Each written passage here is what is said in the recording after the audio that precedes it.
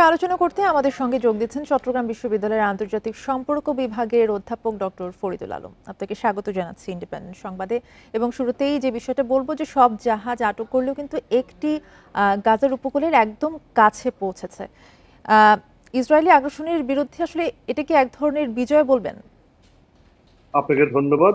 এটিকে এক ধরনের বিজয় বলাটাকে আমি খুব একটি সঙ্গত মনে করছি না। কেননা আহ, যে বিষয়টি আমরা এখন পর্যন্ত জানি সেটি হচ্ছে 44টি জাহাজের একটি বহর যখন গাজা অভিমুখী তারা যাত্রা শুরু করছিল, একটি জাহাজ মিকেলো যেটির নাম সেটি বাদে বাদ বাকি সব জাহাজকে ইসরায়েলি বাহিনী তারা ধরে নিয়ে গেছে, আটক করেছে এবং তারা ইসরায়েলের বন্দরে আটক আটক করে রেখেছে। একটি জাহাজ গাজায় পৌঁছতে পেরেছে।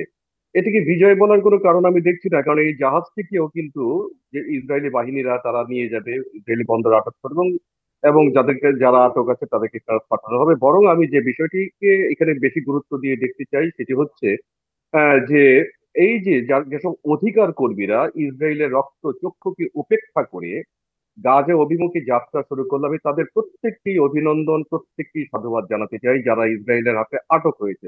কেননা তারা ইসরায়েলের রক্তচক্ষুকে উপেক্ষা করেছে, ইসরায়েলের বাহিনীর হামলার ভয় জাহাজকে ডুবিয়ে দিতে পারত, জল কামান ব্যবহার করেছে, প্রাণহানির আশঙ্কা ছিল, সব কিছুকে তোয়াক্কা করে জাহাজগুলো যাত্রা শুরু করেছিল এবং এক ধরনের জোর করে দস্যুতা করে এদেরকে বন্দি করে রাখা হয়েছে এবং তাদেরকে গাজা সংক্রান্ত যে খবরাখবরগুলো তারা যেন সারা বিশ্বে সেগুলো প্রচার করতে না পারেন, উপরন্তু গাজায় যে বুভুক্ষ মানুষ যারা আছেন তাদেরকে যেন সাহায্য সহযোগিতা দিতে না পারেন।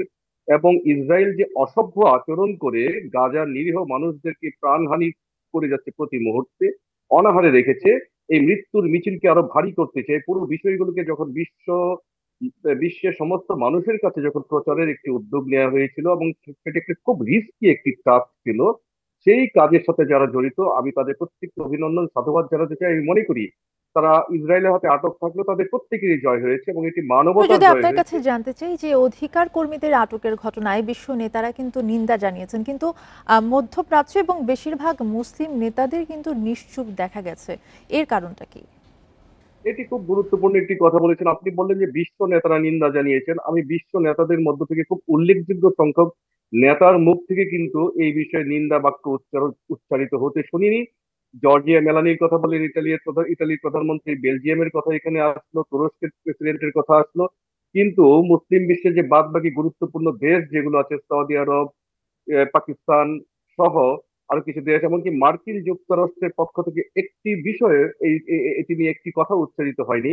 এর মধ্য দিয়ে আমরা যেটি দেখতে পাচ্ছি, ট্রাম্প এই গত কয়েকদিন আগে নেতানিয়াহুর সঙ্গে বৈঠকে তার তথাকথিত যে গাজা নীতি যে যে যে পরিকল্পনাটির কথা উনি পেশ করলেন এবং তিনি মোটামুটি সমস্ত বিশ্বে এক ধরনের ভয় লাগিয়ে দিয়েছেন। এমনকি ইউরোপের যে দেশগুলো গাজার পক্ষ নিয়ে এবং সাম্প্রতিক সময় জাতিসংঘ সাধারণ পরিষদে তারা স্বীকৃতি পর্যন্ত দিয়েছে ইসরায়েল ফিলিস্তিনকে স্বাধীন রাষ্ট্র হিসেবে, সেখান থেকে কিন্তু খুব সিগনিফিকেন্ট নাম্বার অফ স্টেটস এর পক্ষ থেকে কিন্তু আমরা এই বিষয়টিকে নিয়ে খুব বেশি কথা বলতে আমরা শুনিনি।